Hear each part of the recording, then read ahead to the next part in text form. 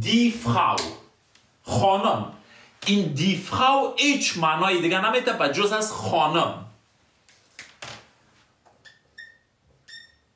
خانم مهربان است.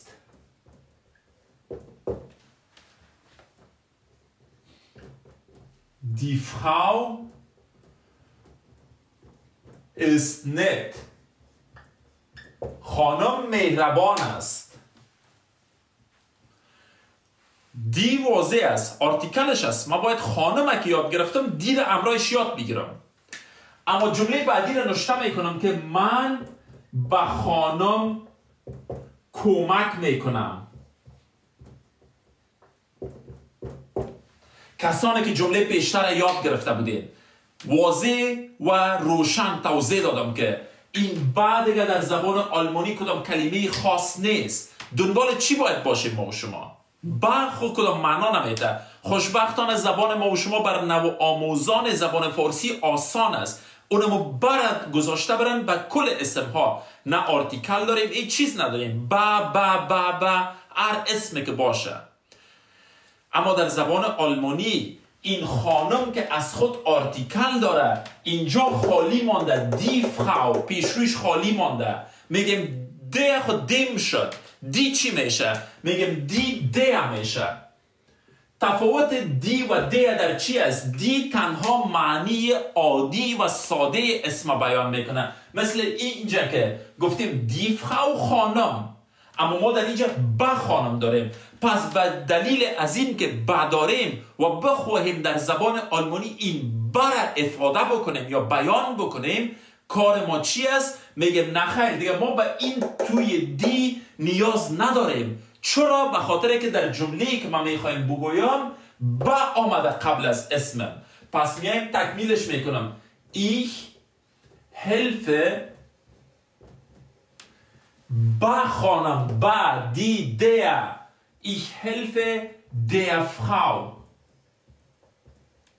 من با خانم کمک میکنم. تفاوت این دی فراو که آرتیکل فراو کلتان میفهمید مؤنث است، دی است. و دی فراو در چی است؟ اردویش خانم وجود داره. فراو یک دفعه اینجا فراو، یک دفعه اینجا.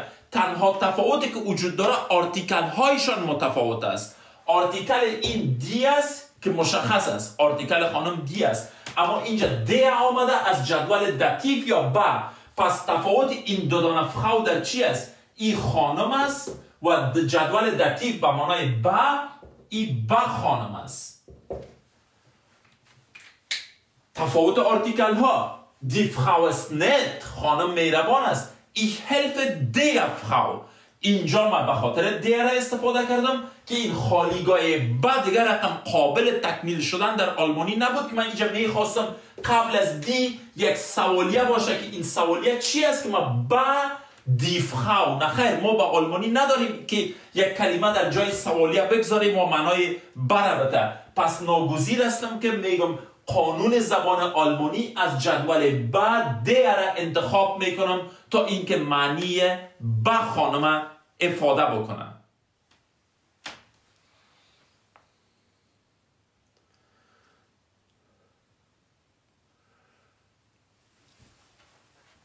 قابل فهم بود یا خیر؟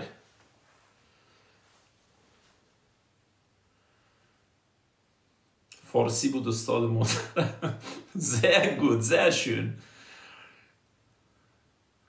انال کی باشه که بگویم من هنوز داتیو نمیفهمم، من هنوز داتیو نمیفهمم. کسانی که میگه مثال های بیشتر یک دفعه بگذارید که با یک فعل کمک کردن ما صدها فعل دیگه وجود داره که با امرایش میه.